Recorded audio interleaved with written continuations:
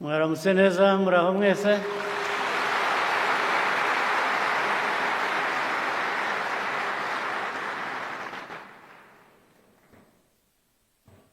Vice Chairperson, RPF Secretary General, RPF Commissioners, members of the Diplomatic Corps, I want to thank you for honoring our invitation. We are happy to be with you here. Special guests who have also joined us from different parts of the world.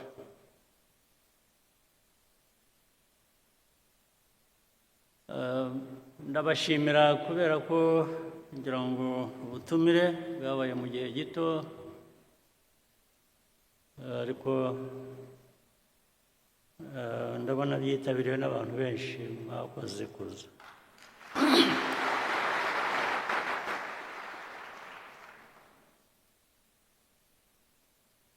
Uyu mwanya ndagira ngo tugire ikiganiro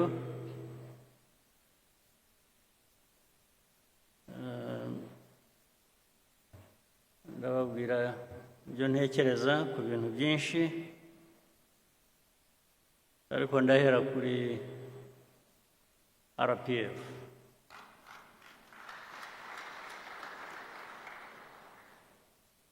RPF ifite umwimerere wayo, ifite izina, ifite ibiranga bihagije, ifite noneho amateka. Ayo mateka dusobanurira byinshi ku byo dushinzwe, ku byo buri munyarwanda ashinzwe aho yaba ari hose, umurimo yaba ari hose. Noneho bikanasobanura igihugu uko abanyarwanda bakifuza, ibyo ndetse bigatuma havamo kumenya neza inshingano za buri wese. Igihugu twifuza ubu ni twe, ariko icyo wifuza ukigeraho ute? Inshingano ihera ku muntu ikarangirira kuri twese hamwe, buri muntu umusanzu we yazanye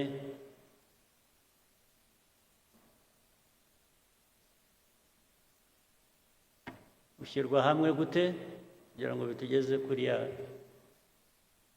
ntego twihaye n'aho dushaka kuba turi. Ibyo rero ni imvugo gusa kandi duhora tubisubiramo, ndetse twanabiririmbye, baririmbye FPR, ariko ibyo byose twabikora twagira, hari ikigomba kugaragara ku banyarwanda no ku Rwanda. U Rwanda ruvuye he? Rugeze he? Rushigaje iki kugira ngo rugere hahandi ruvuga ko rwifuza kuba ruri?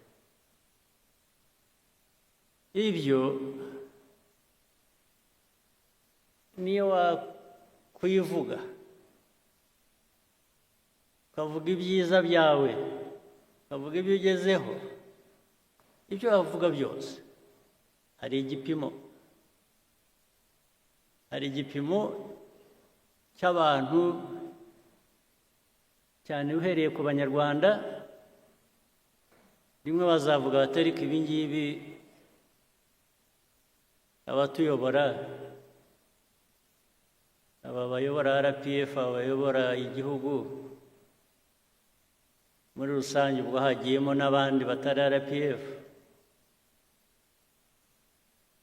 ibyo twivuga twe ko bitatugeraho, ko tutabibona, ko ndetse icyo gihe n'abandi bo hanze bagomba barabivuga, bavuga bati u Rwanda ariko rugeza cyangwa se ntiruragera. Ndetse icyo gihe bikabamo no kumenya ikibazo mbese ni iki. Abantu bifuza kugera aha hantu heza ariko ko tubona bagishigaje urugendo rurerure kugira ngo bagereyo, habaye iki? Iki cyabidindije, n'iki cyatumye bidashoboka? Buri wese buri gitondo ukuramutse ujye wibaza icyo kibazo, wibaza ikibazo cy'aho tugeze bijyanye n'inshingano twihaye twebwe. Wibaze ndetse ushaka ibisubizo icyo abanyarwanda ubwabo bavuga ko bameze bijyanye n'icyifuzo cyabo cyangwa se aho babasezeranije kubageza. Ukibaze ukisubize, kuko results ntabwo wazirema gusa ku bwawe ngo abantu bazibone kandi zidahari. Ntabwo wabihimba. Niba abana batajya mu ishuri, ntibari mu ishuri, ibyo ntabwo wahimba ngo uvuge ko wageze ku ntego yo gushyira abana n'abanyarwanda mu mashuri. Niba badafite ubuzima bwiza, badafite ikibarengera, ntabwo wabihimba ngo uvuge ngo abanyarwanda bageze ku buzima bwiza kandi bidahari. Iyo bidahari uvuga ibindi, it's self-indictment. Ni urubanza wishyizeho ugomba gusubiza. Ibyo tuvuga, ibyo dukora bigomba kugaragara no mu byo tugezeho. Iyo binyuranye ubwo hari ikibazo. Ibyo tugezeho nibidahwana n'ibyo tuvuga,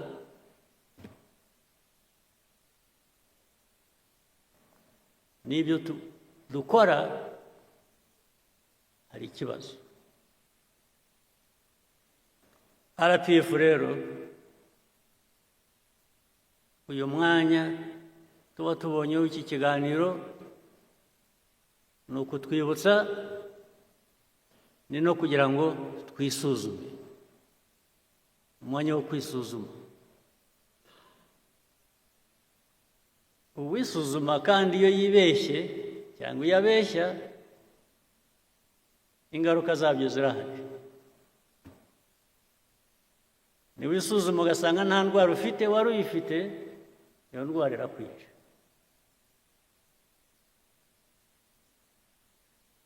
Kuko waribeshye, ntiwayivuza cyangwa ntiwayivura, iraguhita. Indwara mvuga rero wivura cyangwa wivuza, izo ndwara zirahari. Hari indwara wivura, hari n'indwara wivuza. Indwara wivura ni ukuvuga ngo igisubizo, umuti uri muri wowe. Uribaza ukavuga utari ko inshingano jyewe mfite ndazuzuza. Ntabwo ari ikibazo uzabaza abandi nabo bafite izo nshingano. Iyo udahereye aho ngo wivure iyo ndwara wowe, wibaze wishakemo ibisubizo by'ikibazo ufite, nta wundi wabikuvura. Iyo ndwara tugomba kwivura nk'abantu, nta wundi wayituvura.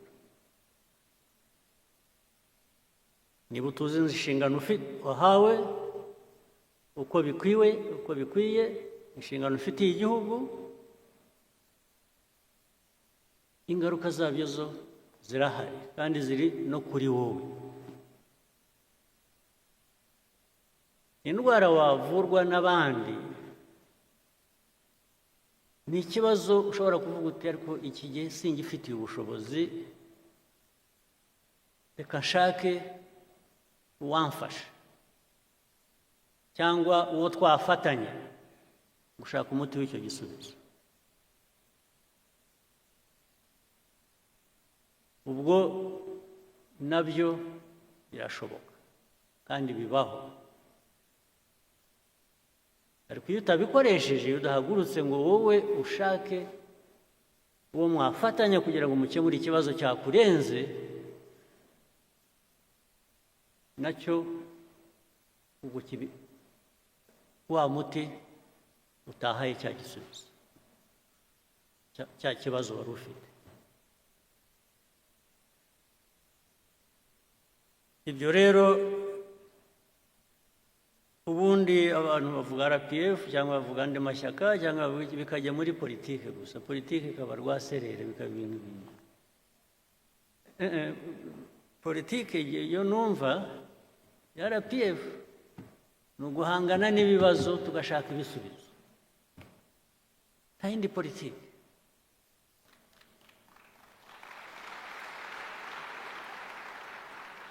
Politike y'ibinyoma, yo guhimba, yo kubeshya, yo gushakisha uko watirisha, bimwe mwita gushushanya rimwe na rimwe,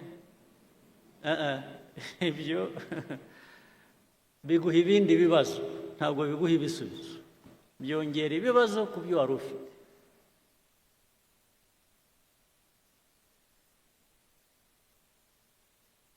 Ikindi nacyo uvuga ngo no mu mibanire uko tubaho hagati yacu cyangwa se hagati yacu n'abandi, ndavuga u Rwanda n'abandi, nujya gufatanya n'abandi urabanza wowe ukumva ikikurimo ufite n'iki wowe utanga, kugira ngo uhuze n'icyo undi atanga, mwese mubigiremo inyungu, ari wowe ari n'undi mufatanyije. Hari ikibazo rero gikomeye cy'amateka yacu, amateka y'u Rwanda cyangwa se amateka muri rusange ya Afurika.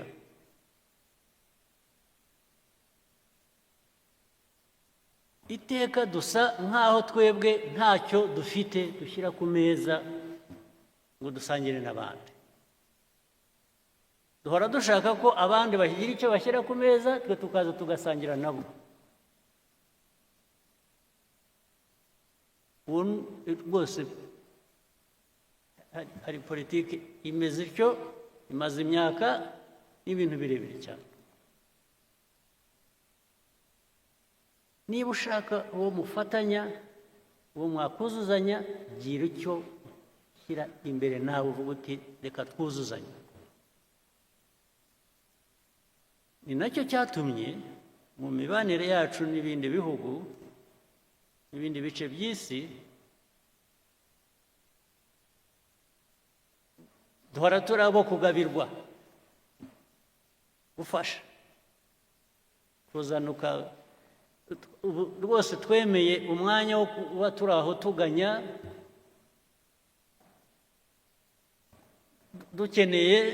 dutegereje uwatugoboka. Baraboneka, abo bagoboka baraza rwose baraza, ariko ikibazanye ni imbabazi bagufitiye. Kubera iki? Kubera iki bagufitiye imbabazi? Kuki? mujya mubibaza babafitiye imbabazi barabaha kubera iki? nuko utari abantu nk'abandi, nta bwenge mufite, ibyo buri gihugu ni bitoya nk'icyacu, ni bitoya nk'igihugu cyacu. Buri gihugu, buri bantu bafite icyo bafite. Aho kugira ngo rero ugiteze imbere, kiguteze imbere, ugire icyo ukora, gutegereza ko uwahandi azaza we kuko azi icyo kugikoresha akagitwara, kazaza kuguha imfashanyo wari ukeneye, uba wicishije, sinzi, uba wigize ubusa. Ntimukigire ubusa, ntimuzigire ubusa. RPF niyo message yo kwigira ubusa. Kwigira ubusa, mukaba ubusa, mukemera kuba ubusa, mukemera ko mushobora kubaho, muzagira icyo mutunga, muzagira icyo mukora, ari uko undi muntu yaje kubibakoresha cyangwa yabibakoreye. Iyo niyo politike mbi nibwira ko RPF mu nshingano zayo mu myaka imaze mike, ntabwo ari myinshi cyane, nicyo kibazo yagombaga n'ubigomba gusubiza.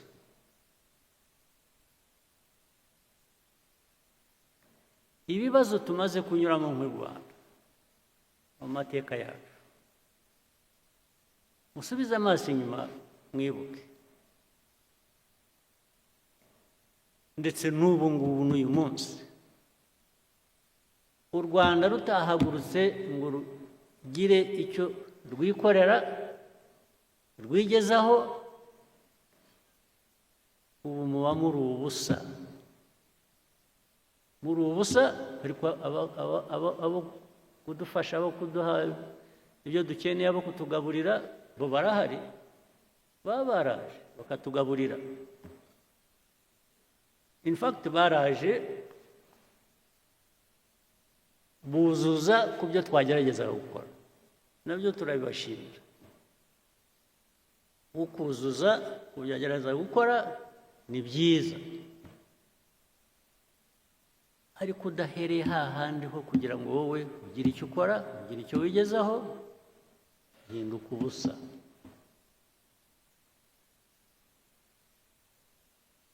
N'ubu rero tujye dusubiza amaso inyuma,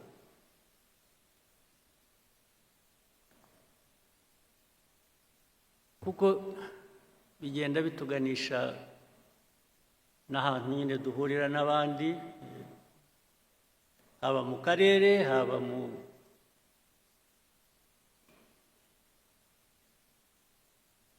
no hirya yaho. Ariko ibi ndabivuga nzi ngo ndabibwira abenshi muri hano, muri bato, ni urubyiruko. Ndibwira ko majority hano ubu abenshi mugomba kuba muri hagati y'imyaka 20 na 45.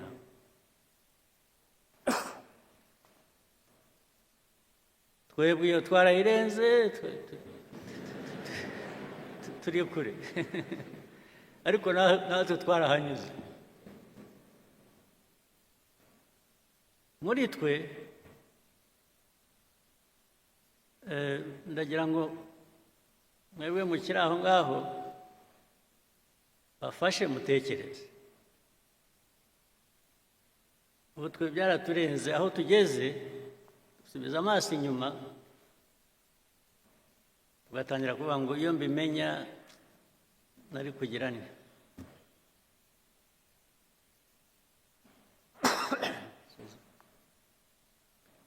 mba naragize ntya nari kugira ntya ariko too late twaragiye. Ariko mwebwe ntimuzategereze kwibaza icyo kibazo karabaye. Ni ubu ngubu sinaho.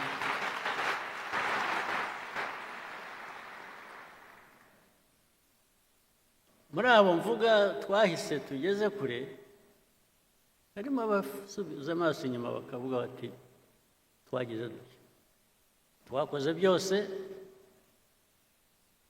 twageze kuri byose, ariko umusanzu wacu wabayeho. Abo ndavuga abarwaniye u Rwanda bigatuma rushobora kugera aho rugeze ubu.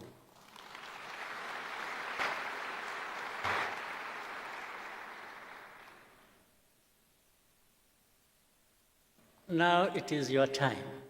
Mwebwe urubyiruko mbwira. It's your time. Don't wait until you are 70 and then you start asking yourself, what did I do? I wish I knew. I didn't. No, ndakubwiye. Ubyumve ushake uko bigenza n'usohoka. Cyangwa wenda bamwe murabikora. Naho igihugu dushaka kubaka, njya numva of course bigezweho mu rubyiruko ni vibes. Bageze kuri vibes.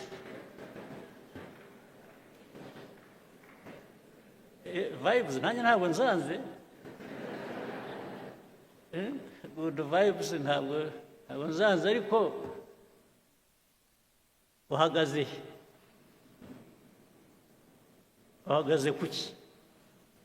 So vibes natwe twese usibye ko dushaje twebwe, ariko zigera ku ihe myaka, zigera no ku bakuru ngira. Vibes n'abakuru ntabwo bazanga, ariko kugira ngo tujye muri vibes tugira aho duhagaze please.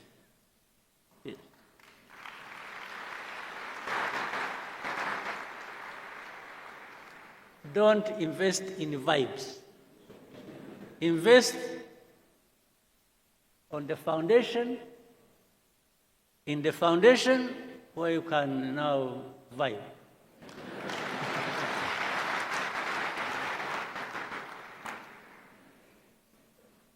Kuko niba nta foundation ihari karakubaho. Yes. You vibe only for a week. No, but ngira ngo ibyo mushaka turashaka biri sustainable. Yes. We want things that are sustainable. We want to build a society that is resilient. You can't build a society that is resilient on vibes. No, but a resilient society can vibe.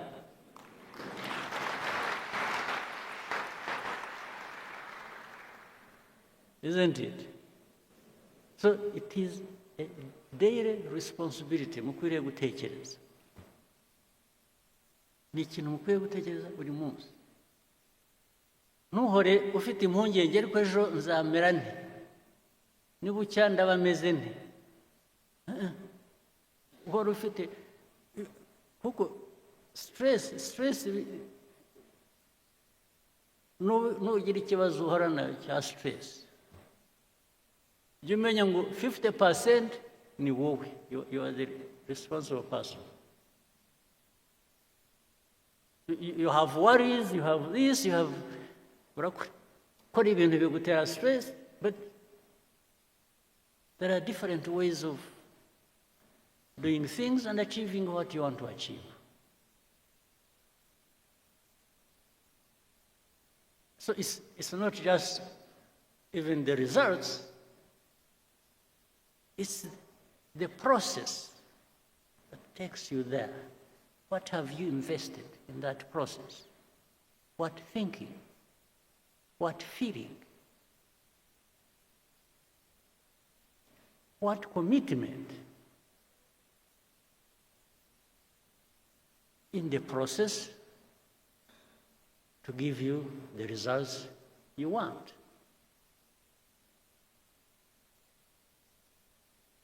Nta kintu cyikora nta na busa.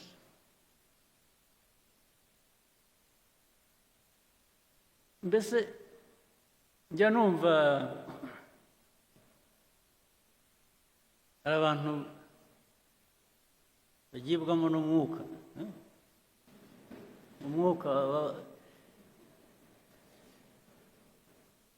umwuka ubajyamo ni uwuhe?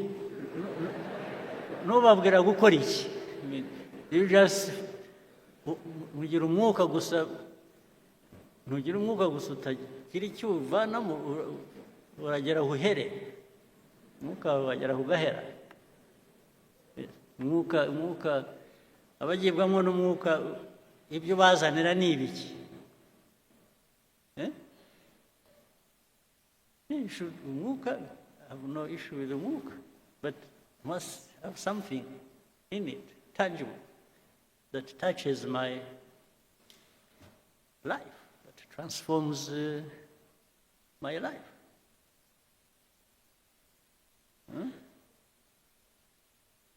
Abagira amahirwe mugire umwuka, please,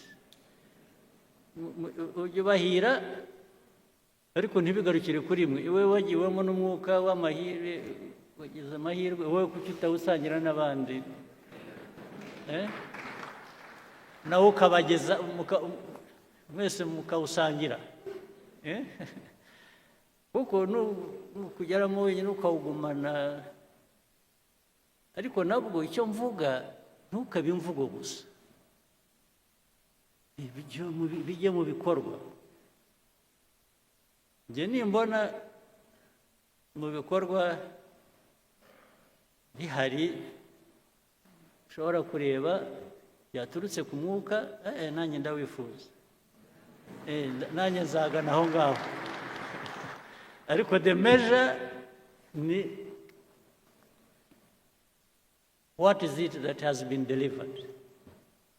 What is it that we can touch and feel and benefit from to improve our lives? What is it?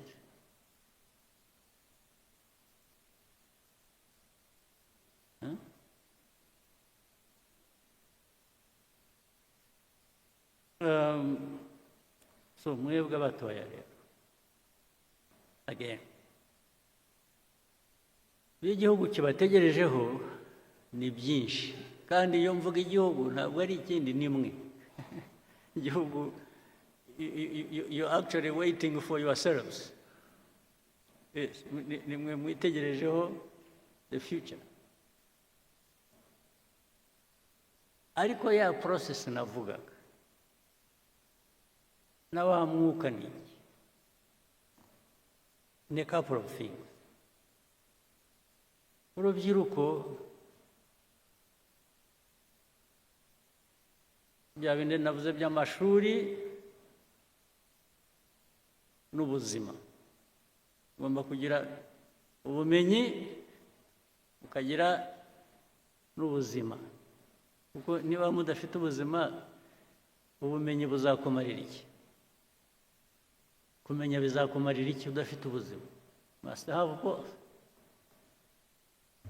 And it is easy to have both if you have made the choice to have both. It can't be one and not the other. You must have both. Ni nk'uko ku rundi ruhande rumwe, niba uteye imbuto, ni nko kurera, ni nk'uko utera imbuto, igiti kigakura, ukajya uhora ugiha ibyangombwa gikeneye kugira ngo gikomeze gikure gifite ubuzima. Namwe abantu hari kwakumenya nimwe mukwiriye kuba mugerageza ibishoboka byose kugira ngo mubugereho, ndetse bitari ukubugeraho gusa, mushobore kubukoresha kubageza ku byo mwifuza.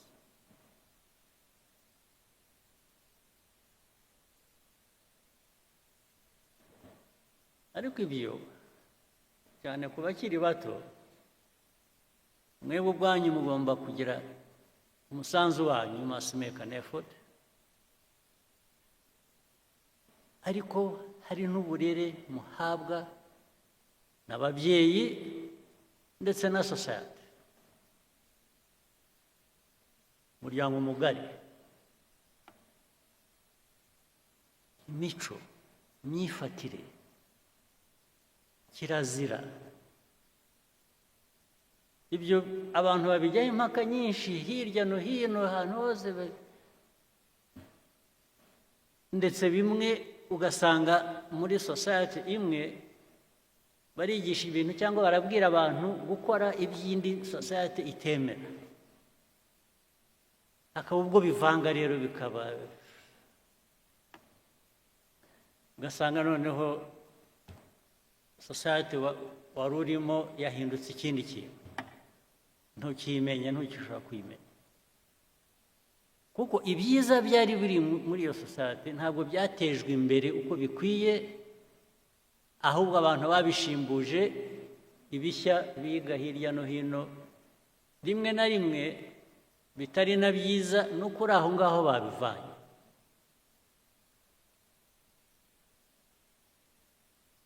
Urubyiruko, kubarera ni ngombwa, kwirera ni ngombwa. Kwirera ni ukuvuga ngo wowe urahitamo icyo wifuza, urahitamo icyo ugomba gukora. Ariko urubyiruko rukura ruri aho, ya resilience navugaga se tuzayivana he muri aho, muri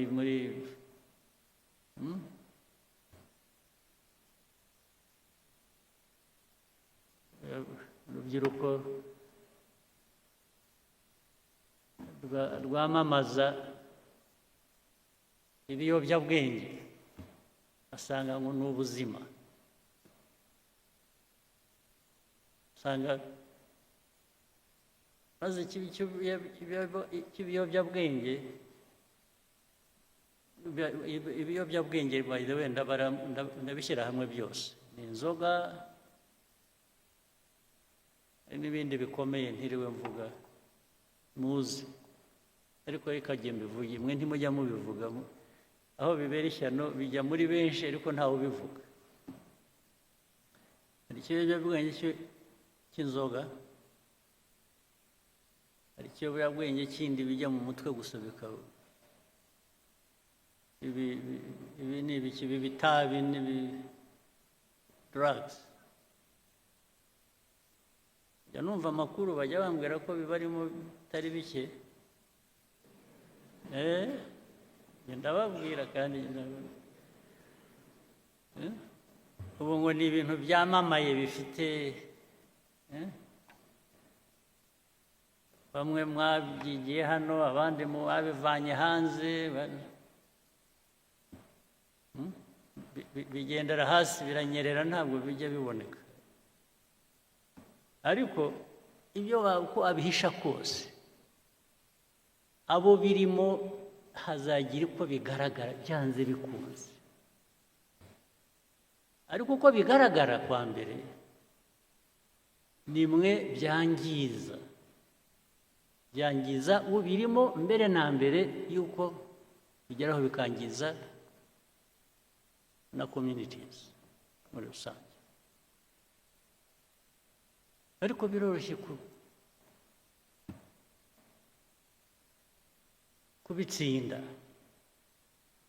kubitsinda kwa mbere ni ukutabigira imvugo, ni ukutabigira ibiganiro, ni bigira ibintu by'igitangaza abantu bakwiriye kuba bakora kutabyemera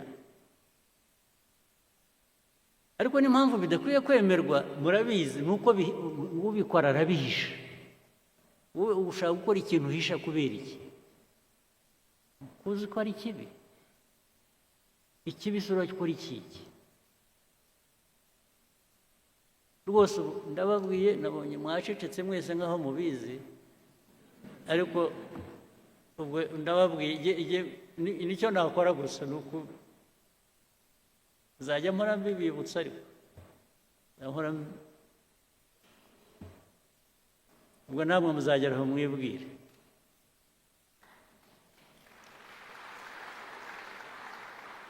icyo mbivugira ni iki urubyiruko tubatezeho bya bintu nabanjirijeho ni mwe mwakiza u Rwanda rw'ejo uko tugenda dusimbura keretse niyo iyo mission mutayishaka it's a different matter niba mwe mutabishaka mwaravuze ngo okay ndetse hari aho mwageragera ngo mugashyira urubanza ku bababyaye ngo ariko se ubundi ndi hano ubundi mwashyize hano kubera iki ukabwira ababyeyi mwambyariye icyo ariko ibyo ntabwo ari urahari ibyo ari byo byose ugomba gukora effort yo kuba muzima not just for yourself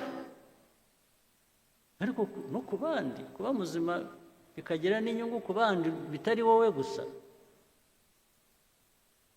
icyo tubatezeho urubyiruko mwebwe mu bishya u Rwanda rwifuza yamumva ibintu bavuga bya innovation murayumva yavuga buri munsi innovation irimo abantu bameze neza bafite ubuzima bwiza bafite ubumenyi bafite gushaka igera kure irafasha yubaka abantu yubaka igihugu u Rwanda nicyo twifuza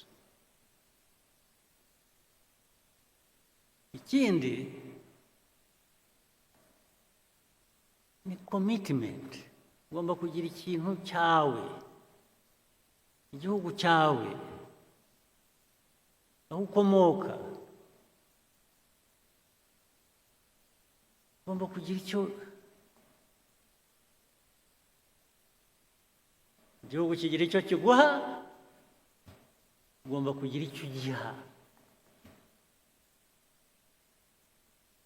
igihugu kiraguha ukagiha ibisigaye ni politiki zisanzwe muri polisi zituma abantu biteza imbere ndetse bateza igihugu imbere bitari ibyo gusa ibyo ndabasabye mujye mubitekereza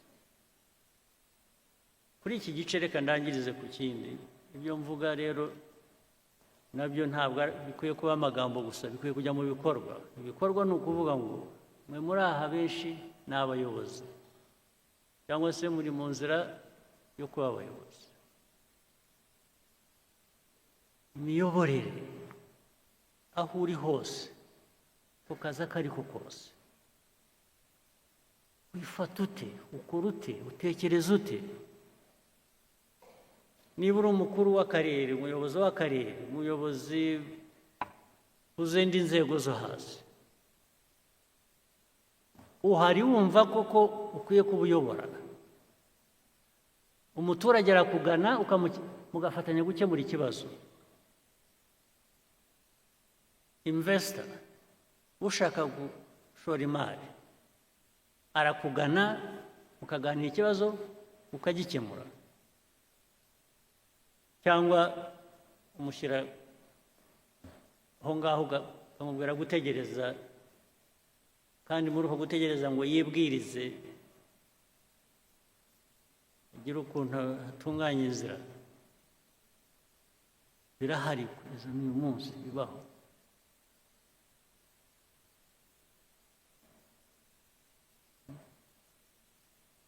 Hariho hose ntabwo ibyo bikwiye kuba biba.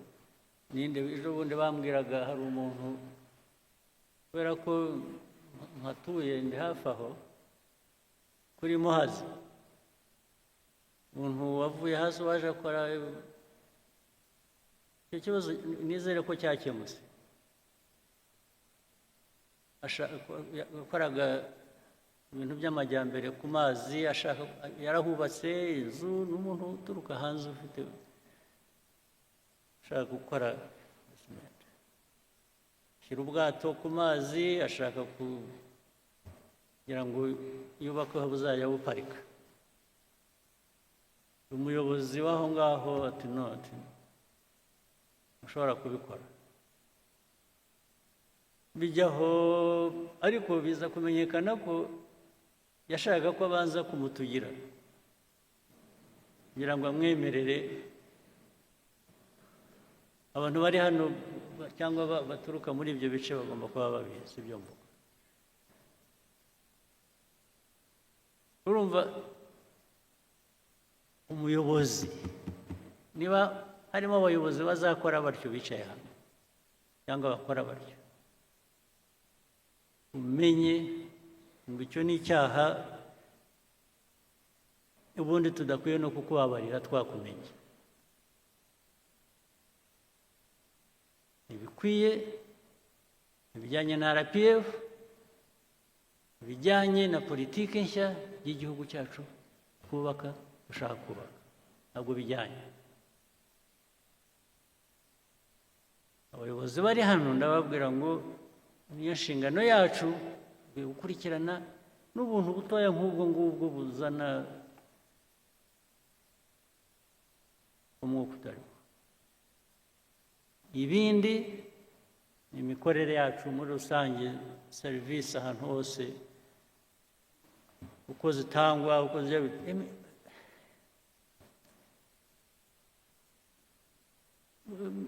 abantu bakora batyo baratudindiza ntitubamenya. Ariko nuko ari benshi rero basanga wicaye hariya usabye ikawa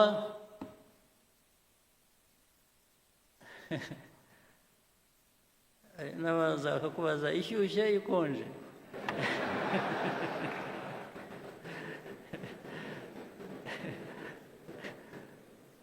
Bakubaza ngo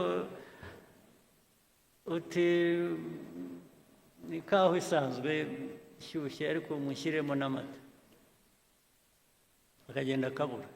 Ubu ndavuga ibintu bimwe mbona n'abantu baba bavuga buri kanya, akagenda agahera pe minota 15 20 utegereje ikawa. Bakubaje niba ushaka ikonje cyangwa ishyushye, ariko bababwiye gushyiramo amata akabura. N'amata yabuze ntibakubwiye. So niba wicaye aho utegereje izakamwa bakohereza ku isoko mukajya gufata, bitubamo murabizi ahantu hose. Ubwo si byo ni rubyiruko nyabaki rumeze rutyo. Oya n'imigendere ukuntu bagenda yikurura.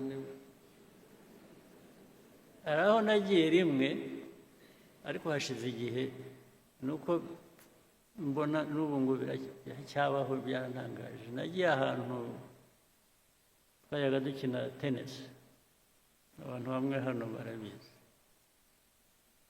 kera hashize igihe.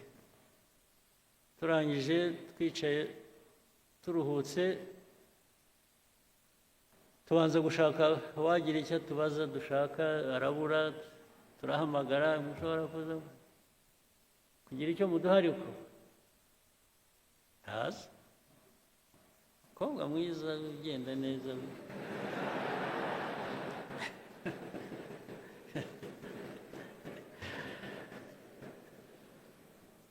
aza afite opena mu ntoki, araza aho azatugereraho yaba mbonye arahamenya arampobera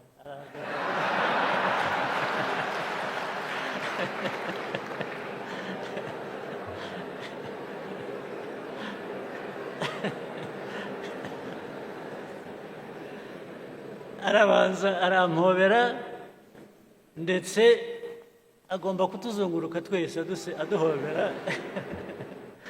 n'abandi turi kumwe bose abanyuramo ntabwo ariko se wa mwana turashaka ibyo dushaka waba ari ibyo duha ibi erega byasaga nk'ibyarangiriye aho ngaho kuduhobera tugeze aho twarambiwe turahaguruka turigenda ubwo urumva umuntu nk'uwo yangirije abakorera natwe twari turi aho dukwiye kuba dufite ibyo dushaka twishyurira natwe ntacyo yaduhaye twese tuviriyemo aho ari aho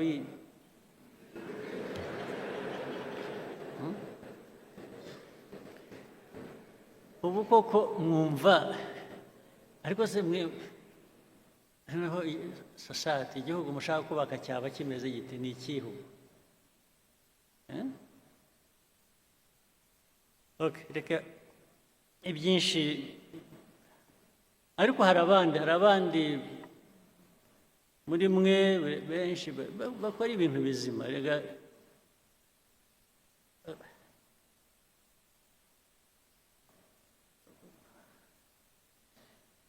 ubu ibyo ari byo byose ibigaragara ni ibitari bizima niyo benshi baba bakora ibyiza ariko hakabamo abantu bake bemerewe cyangwa bakora ibintu bibi bya byiza ntibiba bikigaragara ni nko gufata amazi ikirahure cy'amazi ukadonyamo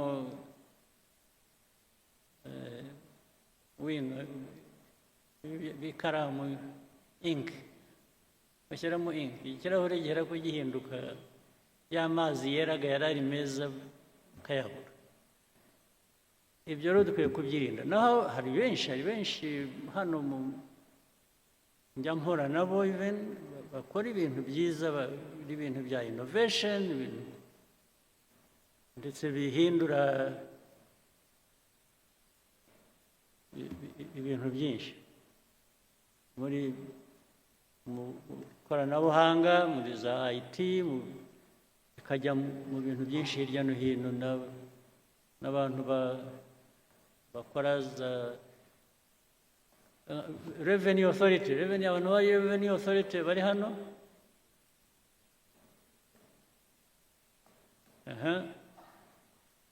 ngira ngo hari innovations nyinshi zibageraho cyangwa mu byazi zituma ushobora gutubura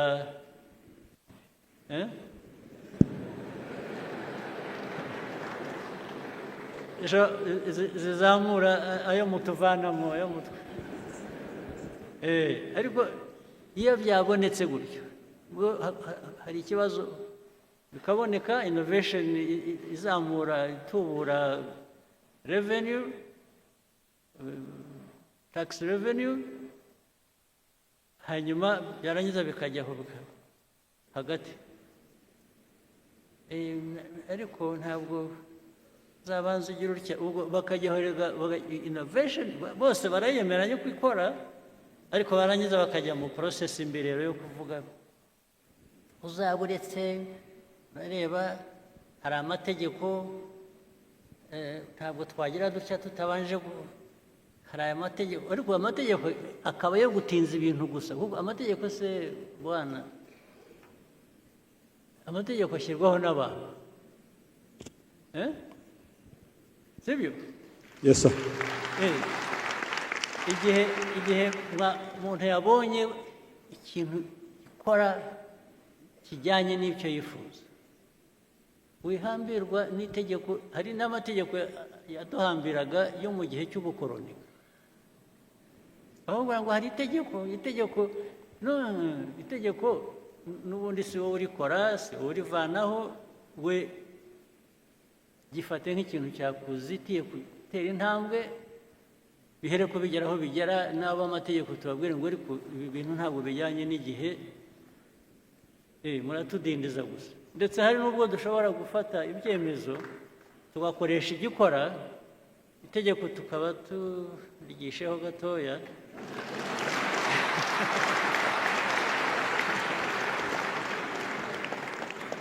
kugeza igihe rizahindukira ariko bitatubujije kugera ku nyungu twifuza iyo process niyo process ijyana n'igihe abantu bagezemo ntuhambirwa keretse dufite ikindi kibazo cy'uko abantu benshi ari n'ubwo iyo agiye gukora ikintu cyangwa akwiye kuba akora ikintu cya mbere kimubaza kuza mu mutwe kibanza kuza mu mutwe we ni inzitizi yo kutagikora ntabwo ari ukuvuga ngo ngiye kugikora hanyuma nimpora n'ikibazo icyo kibazo ngende nkishyira iruhande ahera ko abona ko hari inzitizi akagendera ku nzitizi bikarangirira ntabwo biba bigikora ntabwo igihe tugezemo gishya ari uko gikora hari icyo bifuza kuvuga abanyabaguhaye microphone mbwira ariko we utanzeho nk'urugero ibindi biri hano ntavuze n'ibiri hanyuma dufashe tubwire ko twakwihutira. Thank you, Your Excellency. Kuna mutugiriye. It's true. Innovation is very important. Nukurushaho gutekereza ibyatuma tubona amafaranga menshi nk'uko mwabivuze tugomba kwigira. We need to sustain ourselves. Kandi mwihute. Kandi twihute. Ubwira mugire ariko mwe ntimushaka kuva mu bukene vuba. Murumva ikintu haboneka ikintu kirangiriza ubukene mu cyumweru wowe ukavuga utari kugenda ashaka umwaka ubwo se waba uri mu ntoki rwose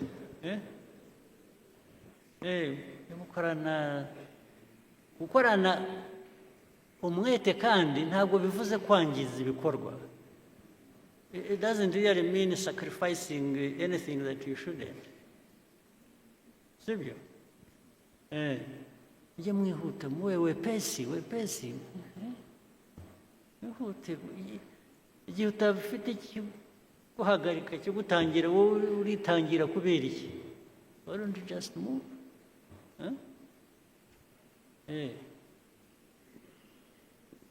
Bimwe mwita kurasa ku ntego. Ntimukarase hafi ku ntego. Keep straight. That's what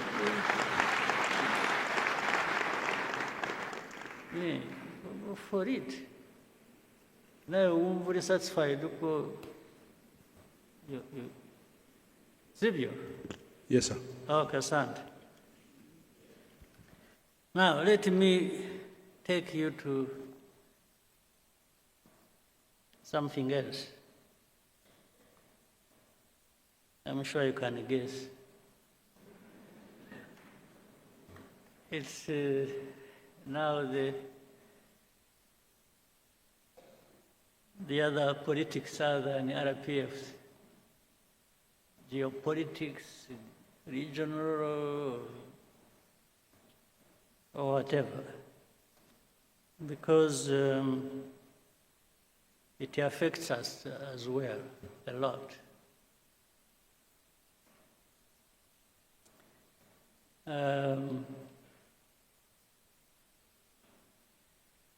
Ariko reka ntangirane just a short story. Tito Rutaremara, are you here?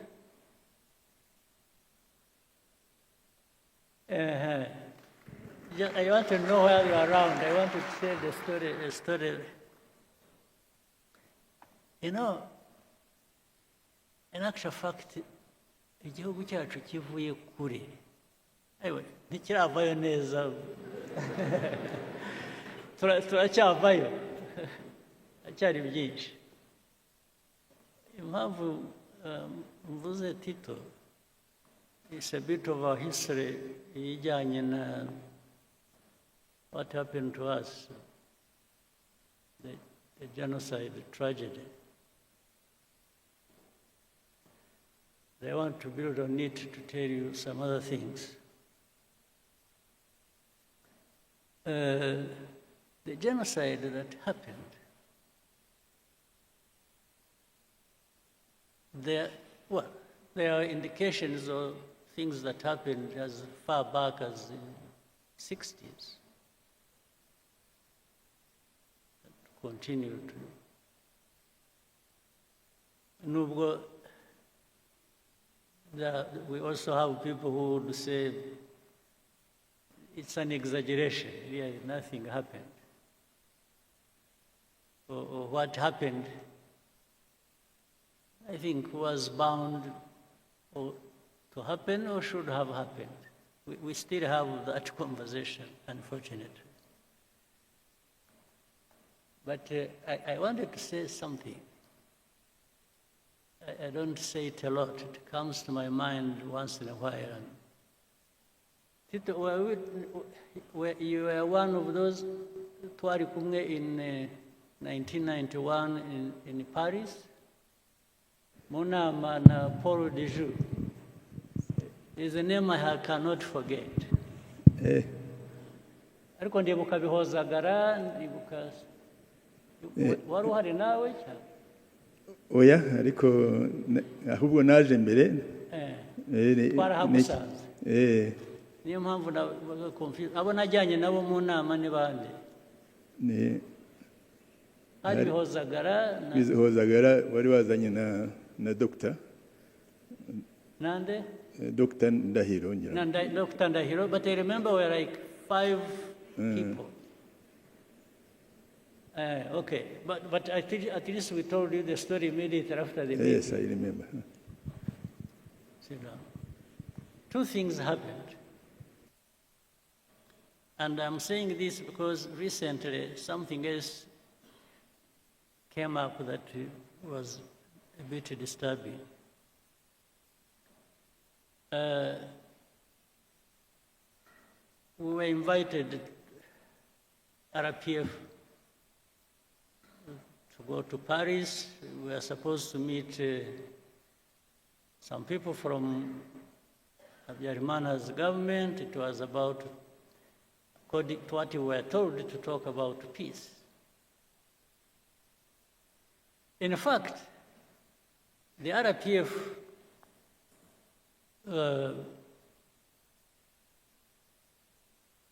for which I was vice chairman then, insisted I should not go.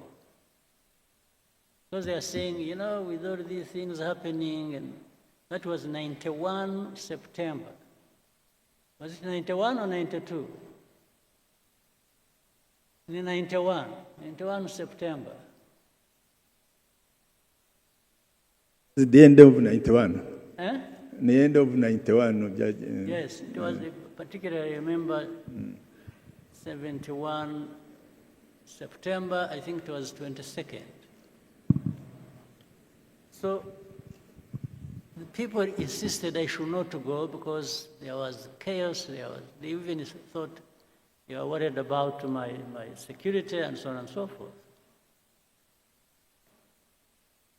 So,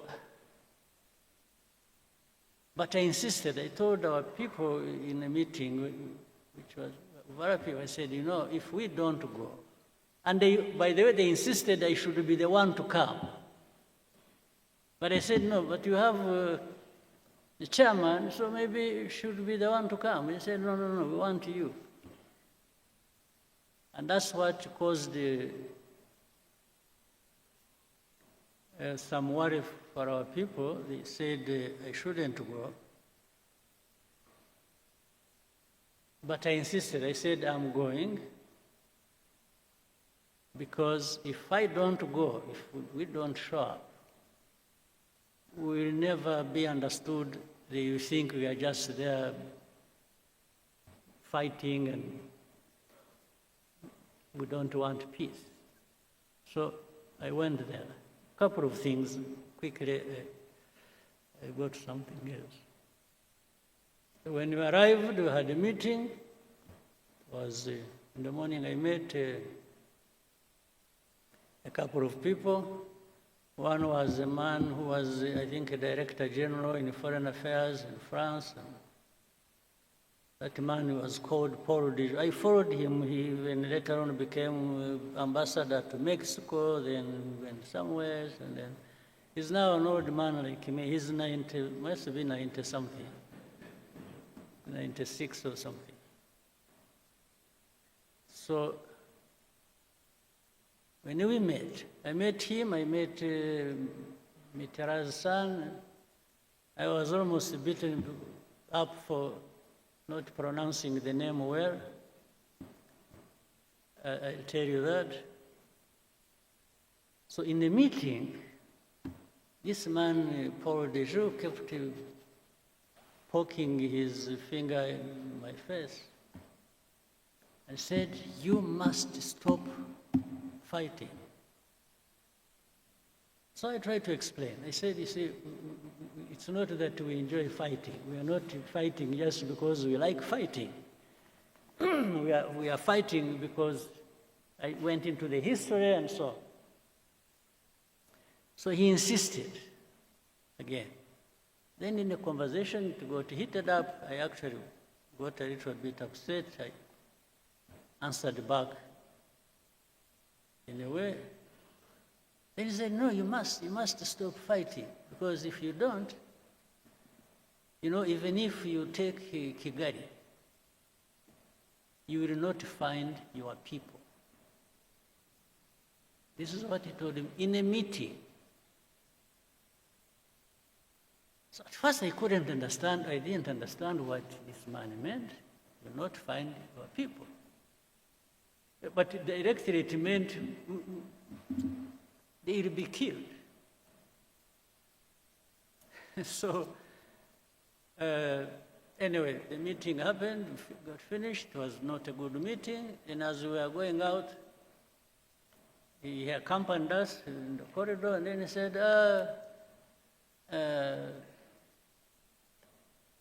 "Hope to meet you next time but he was being sarcastic, when you are the commander of the new army of Rwanda."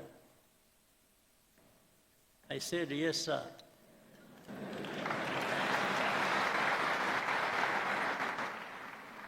I said, if and when that happens, you rest assured I will do a good job of it. This is what I told him.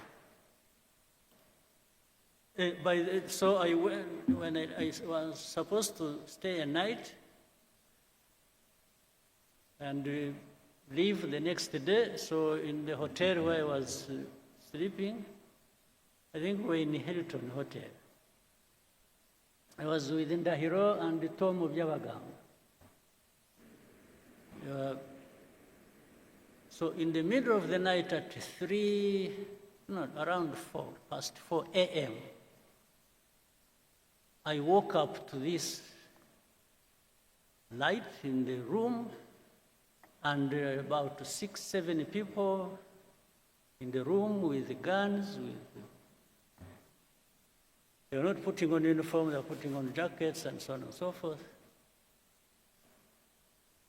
So, and I woke up, I said, "Who are you? What's going on?" Then one of them said,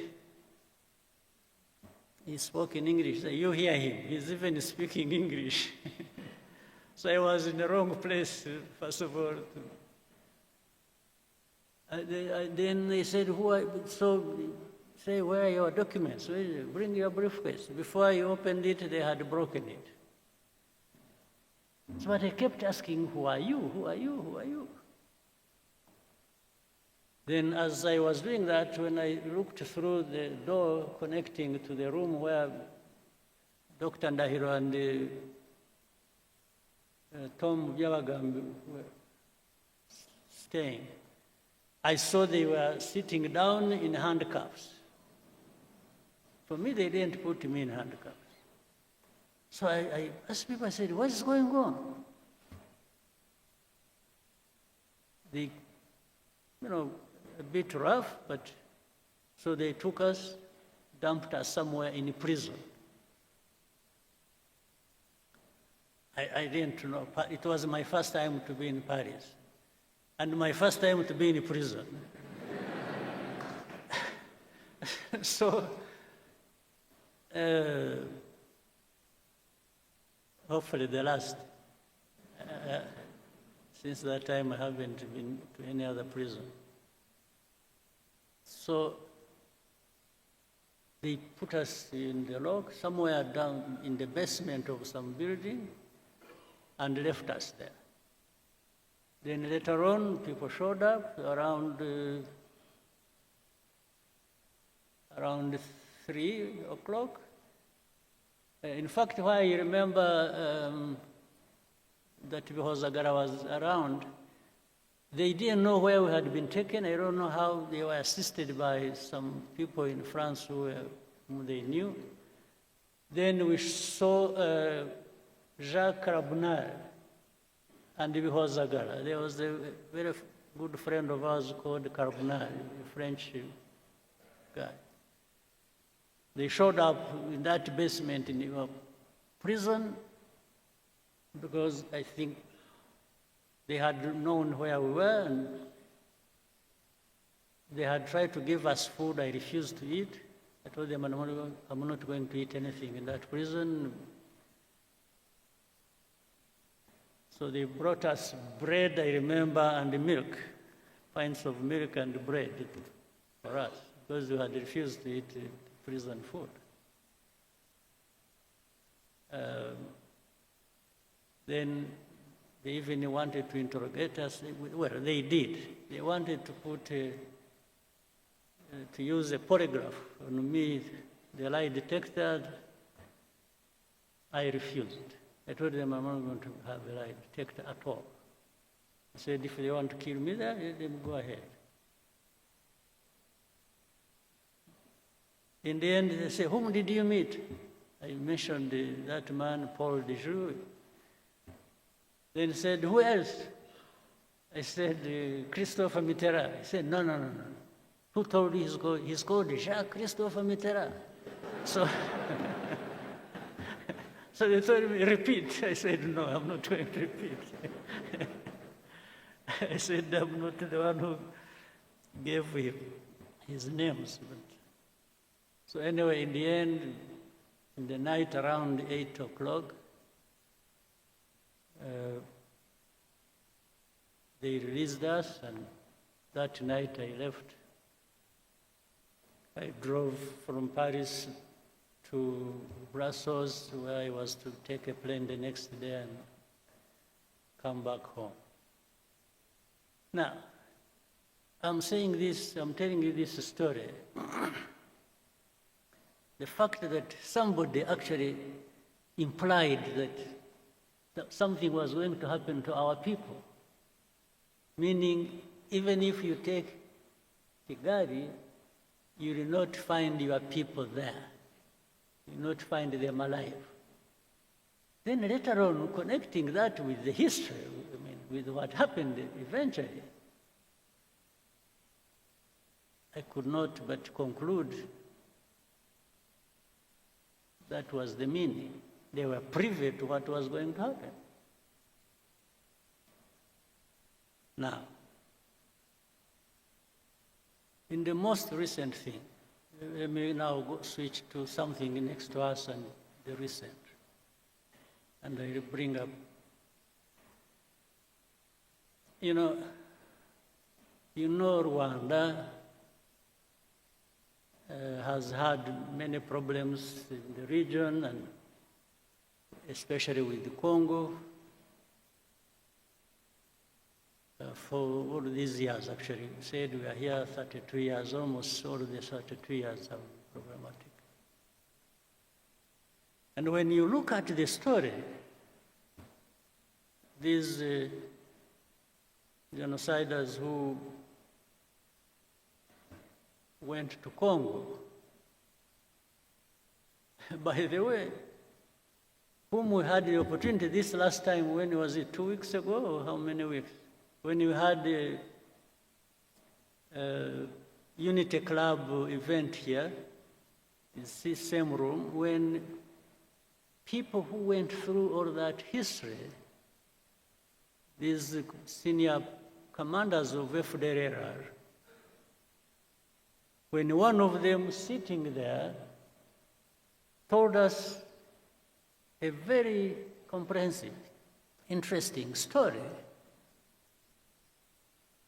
because he was there, he was in it. For him, he was not saying things he just heard from some people or anything, no. He was part of it. He told us all the places he moved to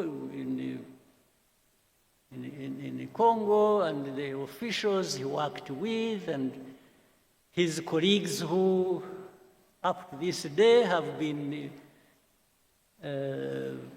integrated in the armies and other institutions in Congo, and he named them by names. He told us the story of even how he went to Burundi and everything he did there, and the names of people who did what, who are still there, who left, or who died, or something. He's an encyclopedia on this. And he actually was part of it. He told us, those who must have, who were here saw it or saw it on television.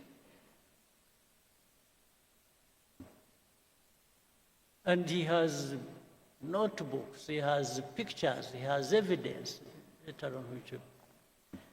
But forget about all that. The story has always been, and he told us, you remember, he told us even of the connivance of the UN, the peacekeepers. Yes, they worked with, they were selling gold together, they were involved in the timber business, in agriculture, and named places, people, and where. It's just so. But despite all that, up to this day, you will hear people say, Fdlr don't exist. The UN, there's something, there are some experts, group of experts. They'll tell you all those stories. It's like that story doesn't exist. Or if they say it, they say it so lightly that you should believe it doesn't matter. Okay. So it goes on, and then some of these leaders in the region, in Congo or Burundi, they say it publicly how and on which side they are. And their intention, and even what they have said on camera, somebody will want to convince you, no, it's not him. It's not them. It's some advisors. No, but he said it. Whether it is an advisor who wrote it on a piece of paper and the president read it, it is no longer advisor, it is the man who read the thing. So they will keep telling you this. So now, not even for a bit, I don't believe, ordinarily, I don't believe in conspiracy theories. I really don't. But when you have people, who are there asking the same questions, pretending it's saying the same things, and Even when you explain, they come back to you and they tell you what they told you last time, meaning they want you to believe what they are telling you or what they want, not the facts you're presenting to them. So it's really like saying, better change your mind and start seeing it like I see it. Anyway, all this has resulted into what we have now. And I also want to remind you, and then I've said it again, I hope you have had time to cross-check the story, the truth about it. This conflict we have in Eastern Congo did not start from and was not started by Rwanda at all. But somehow the plan, I think, before was to make it a problem of Rwanda or for Rwanda. Again, to tie into the story, to connect with the whole story of where everything that has happened is not anybody else, it is Rwanda that caused it, or that must carry the responsibility. I think that needs somehow in your minds or whatever, or by gathering facts, that problem needs to be settled. This has not been our war. We didn't cause it, and it did not originate from here by any means. We are not part of the origin, except for being associated with the saying, oh, this is M23, the story that was there 2012, and for 10 years it was not addressed, it comes back, still it comes to be our own problem. But the same people, in fact, one time we were in Nairobi, we had a meeting with the heads of state at the beginning of this conflict.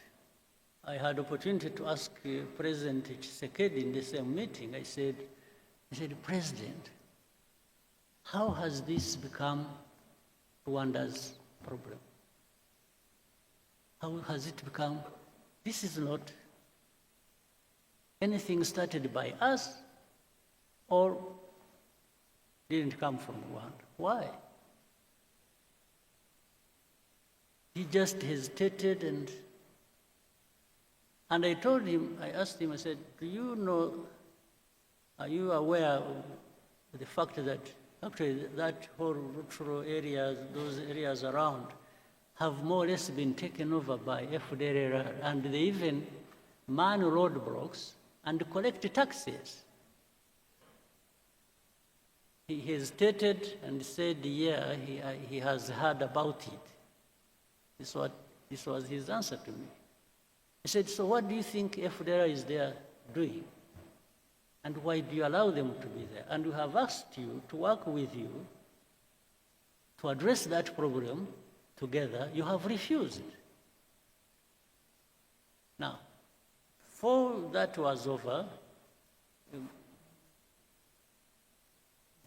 another president offered an explanation and where those people originated from when they went to fight in Eastern Congo, saying it started from his country. So, and every time I brought up this issue with the people, I said, why did you make this Rwanda's problem? It is not Rwanda's problem, it is the problem of Congo and their own people, and it only becomes our problem when it comes to Fdlr that must be sorted out.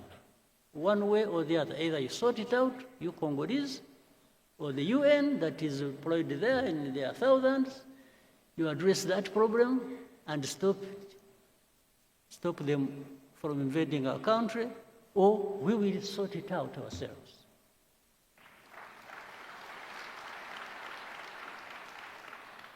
eventually, that's how we were drawn into this matter. Now, to the recent things.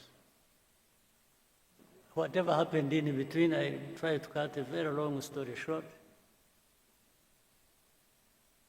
A lot of manipulations started happening.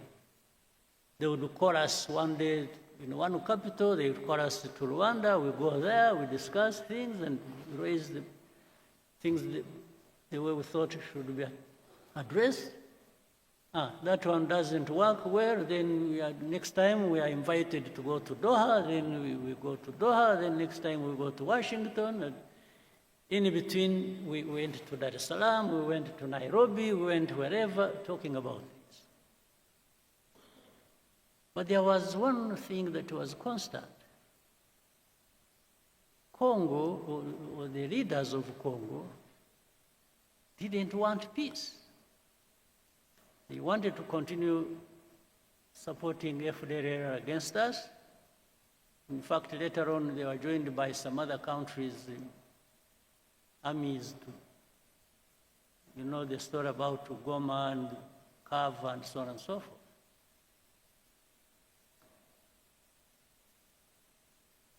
So, but we told them, just help us deal with Fdlr, and for us, we will not. But in the end, something came up. It's like, by the way, you should also, it's like, even now when we talk about removing defensive measures and so on and so forth, which I'll come to later, they say Rwandan troops must pull out of Congo and so on. So we say, yes. You know, for many of these people who pretend, they actually, by that, they mean that even M23 will be pulled back into Rwanda. That's something hidden behind. It's like they expect us to be receiving M23 here. Now, that goes into a long debate. Whether or not, and how these people are Congolese or not. That's another story now. And I always tell them, no, this is a story that doesn't involve me, because how they became Congolese, how whatever happened in Congo and between Congo and Rwanda, as of those years, I was not yet born. So I don't know. I cannot be asked to answer for colonial times problems. I was not there. And Rwanda is not responsible for that. Now we're going to the last thing we went to when you went to Washington, and which the whole process has resulted into sanctioning Rwanda, sanctioning RDF, sanction. It's just sanctions, sanctions, sanctions. And sometimes we even want to tell them, say, wait a minute, let's understand each other. What's going on? And there is no time. There's no time for Rwanda to be listened to. It's just sanctions, the sanctions. That's what we said, that's what we're doing, that's what we do. Now,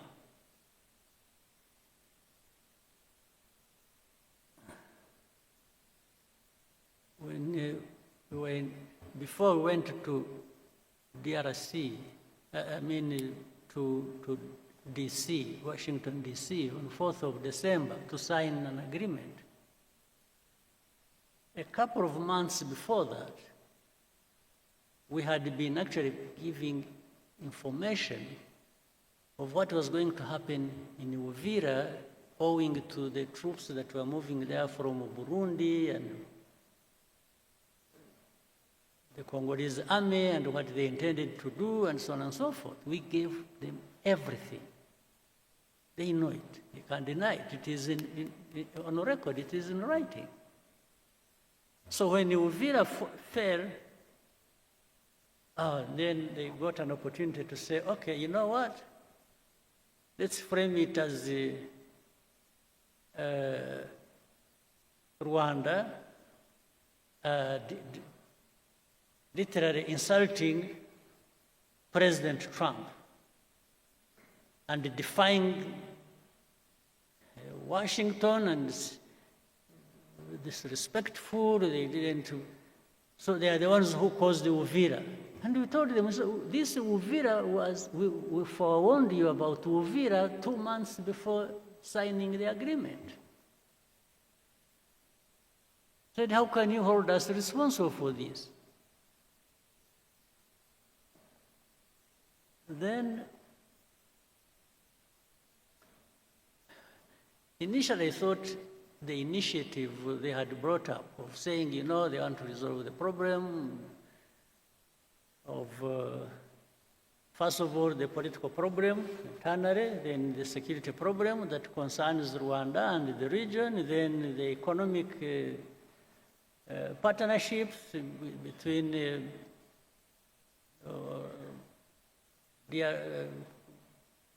US, DRC, Rwanda, and the region. I said, you know, I thought this was a wonderful thing. We really embraced it. We said, oh, this is something. But little did we know, we had actually been just set up for something else. Because in the middle of it, there came a story. It is, you know, what we want to achieve is no M23, no Fdlr, and we just walk to the mines and that's it. But we told them in our discussions, we kept telling the people, we said, fine, you will do whatever you want to do. But how do you just expect these people fighting for their own rights, these Congolese, the FCM23 and others, for them they are on the ground fighting, the others are fighting politically all over the place, as you have seen, including the religious leaders and so on and so forth. I said, how do you just all of a sudden think you will wish away all of this without actually addressing some of the root causes? He said, no, because we can't. Oh, then the mercenaries came in. These are the second round of mercenaries. You know, there are first mercenaries who even came through here and were transported back. Other mercenaries came in the background, and they were the ones, somehow they converge with the policy on the region and on resolving this problem. They are the ones dictating, and I think these are the ones who are supposed to finish. But this, while the initial thing was to finish Fdlr and finish M23, this time it has become finishing M23, not Fdlr. Fdlr because they are working with the same people and working with the government of Congo. Now, all these facts, they are known. But the complication of this, the world politics and the geopolitics, is that there are people who think they just dictate what the truth should be and what should happen, and for the rest you just shut up. That's what is going on. Today, what is going on is if you raise an argument, you say, oh, you know what, I'm going to sanction you. that is the argument. Now, something I shouldn't forget, I said I was going to, because of the story I brought up earlier. In the recent weeks and months, You have heard of the story of the killings and the fighting that has been going on in a place called Minembwe, around the Minembwe area. This is a place home to some Banyamulenge or some other.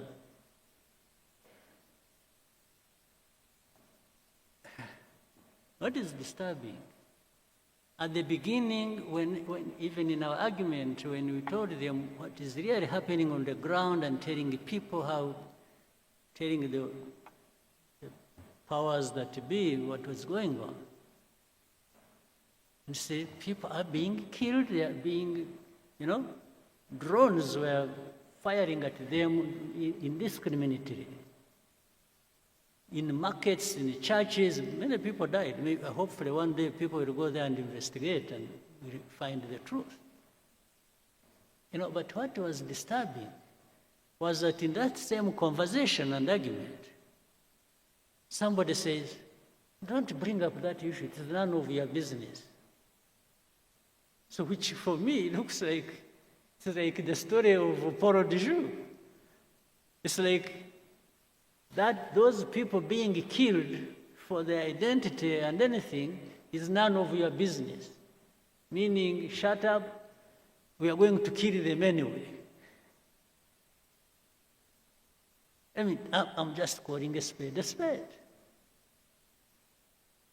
It's like, shut up, it's none of your business. They didn't even say, are you sure they're being killed? Or are you creating a story or what?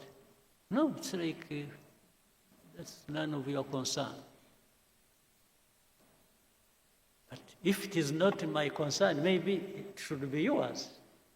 So why are you not concerned? And things keep getting worse and out of control every time.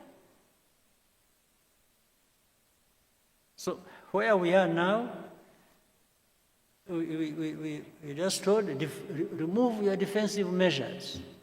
Whether we are associated with and helping Fdlr, with the Congolese army and the government to do whatever they want, and then in exchange you have whatever we want, just shut up. So this is what we are being told.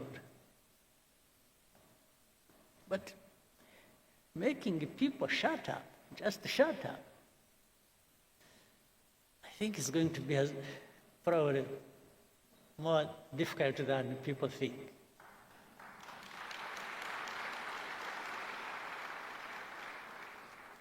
To say we will support those who want to come and kill you, or like they killed you last time, or we will handle it the way we want, so shut up. Well, I only shut up when I'm dead. That's when I'm coming.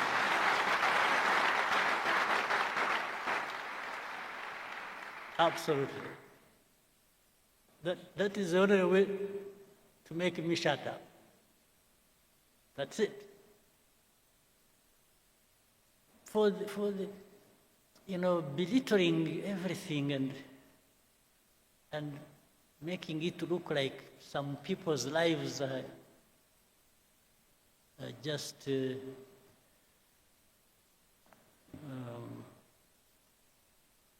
maybe, I don't know. It's not my politics. It's not RPF's politics.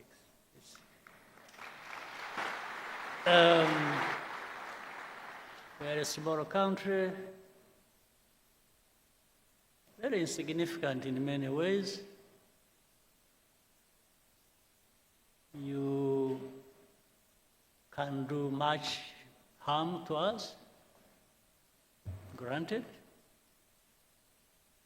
but boy, wishing us away is not a big thing, it's not a small thing. Wishing us away just to say disappear. They were saying they will make disappear Fdlr, they make disappear M23. By extension, they were saying even you, Rwanda, will make you disappear. Well, I can't invite it. I can't wish to have such a thing. But when it comes, when I have not been able to avoid it, I think they'll find. I only wish you people, you people, I'm not worried about myself. I just worry about you if you just go home and sleep and think you'll find everything on the table for you without having to invest in it. If you are there waiting for handouts, or for people to do you a favor so that you can live, it would be very sad and absurd, and it will be a lot of our time and value wasted. I hope that will not happen.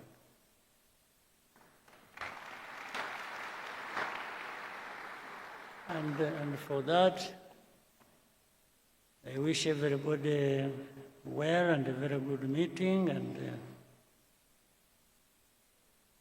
I hope to see you next time. Thank you.